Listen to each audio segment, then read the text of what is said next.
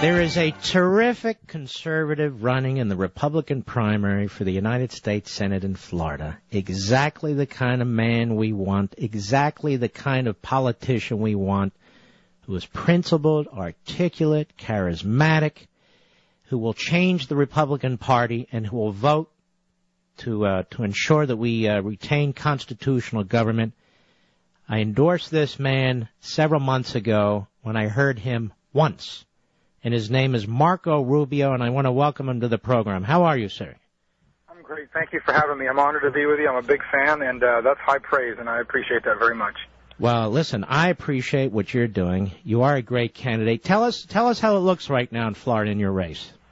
Well, I mean, listen, if the Obama agenda is not safe in Massachusetts, I can assure you it's not safe in Florida in a Republican primary, and I'm running against someone who supported that agenda, particularly the stimulus package.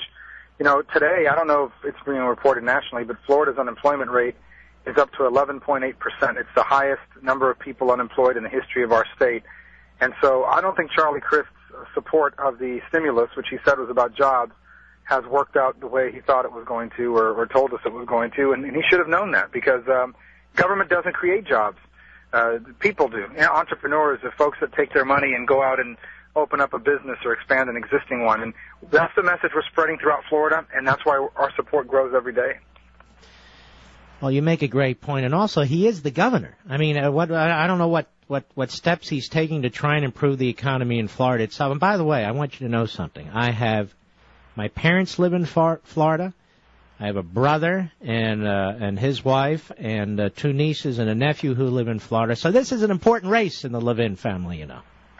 Good. Well, it's an important race, I think, in Florida, and I think ultimately it's an opportunity for Republicans, and I know not everyone listening to the show is a Republican, but it's an opportunity for Republicans to say that we once again want the Republican Party to be the home of limited government, you know, constitutional principles. Charlie Crist, and you don't have to confirm this, I just know it, he seems to me to change his colors whenever he thinks it's going to work. I mean, he supported this outrageous waste, this stimulus bill, and then he claims he didn't, and obviously you caught him with a videotape where he clearly did. He stood right next to Obama. He couldn't wait for Obama to come down there and stand next to him. Isn't that right? Yeah, in fact, he was the only governor in the country, Republican, to endorse the stimulus and actually campaign for it, put pressure on our congressional delegation. You know, if he had been in the U.S. Senate when this bill came up, he would have been one of only 3 Republicans in the entire Congress to vote for it. Well, people will say 4, but the 4th would have been Arlen Specter, and he's not a Republican anymore. So it was he would have been one of only 3 Republicans in the entire Congress to have voted for that. Really, one of only 3 Republicans in the world to have voted for the stimulus package. So there's no doubt he endorsed it, supported it. Had he been in the U.S. Senate, he would have been a vote for it.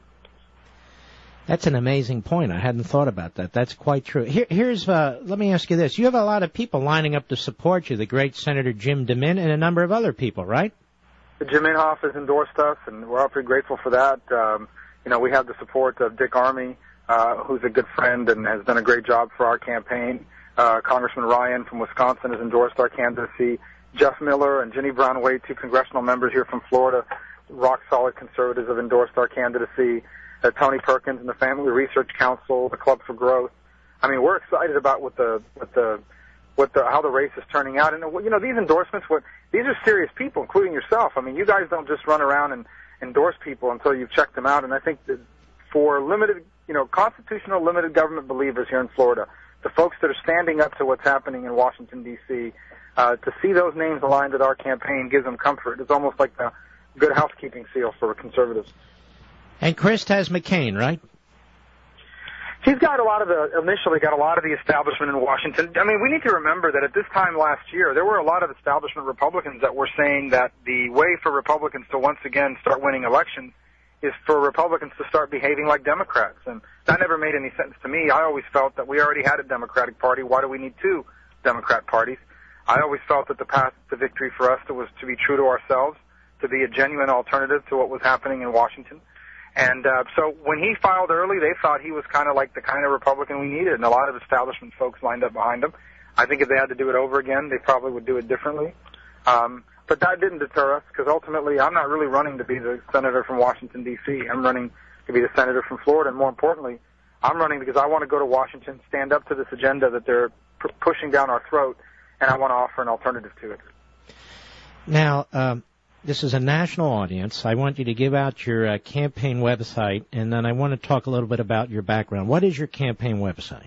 My campaign website is www.marcorubio.com. That's www.marcorubio.com. MarcoRubio.com. All right, we're going to link to this, as we did several months ago, on MarkLevinShow.com. If any of you folks want to contribute to this campaign, it would be a very, very wise thing, in my humble opinion. Now, thank you. Remind people a little bit about your background. You're a Cuban-American, correct? Well, actually, I always like to say, and I'm very proud of saying this, I'm an American of Cuban descent. I'm proud of my parents' heritage.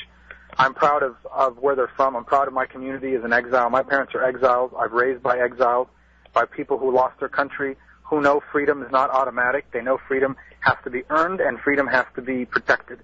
My parents loved Cuba. They love being from there. They love our culture, but they love America deeply because of the opportunities it's provided me. You know, Mark, I am grateful that Cuba was 90 miles from the shores of the United States and not 90 miles from the shores of some Western European country, because I've been able to accomplish things in my life that I never would have been able to do anywhere else in the world. My dad was a bartender.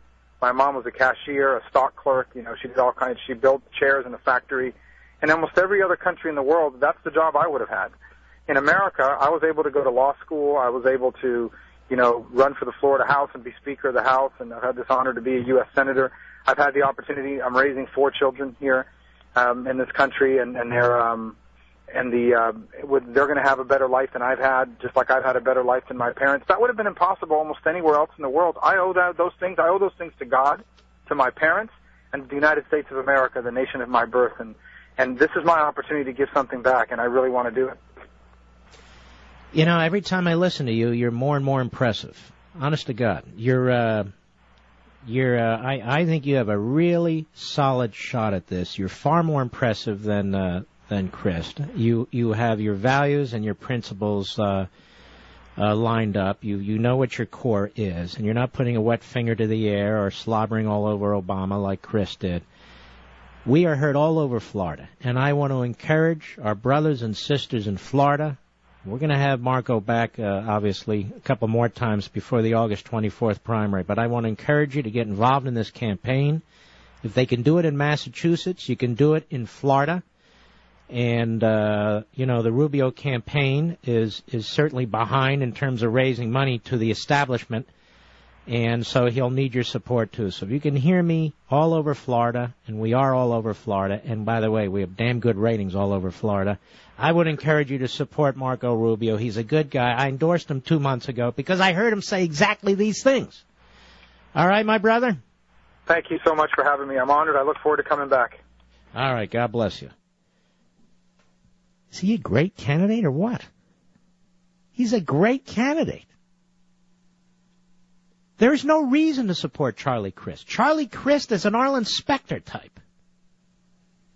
And I think he'd be very susceptible to pressures by the Washington elitists, to pressures by Colin Powell and Tom Ridge and the CNN types, Gergen and so forth. This guy Rubio is not going to be influenced by any of that. Can you imagine? Can you imagine in this next election if we send 3, 4, or 5 new senators to the Senate of this quality, of this philosophy? What a huge change that would be for our society. It would be absolutely terrific. So that's Marco Rubio. And we will continue to strongly endorse him.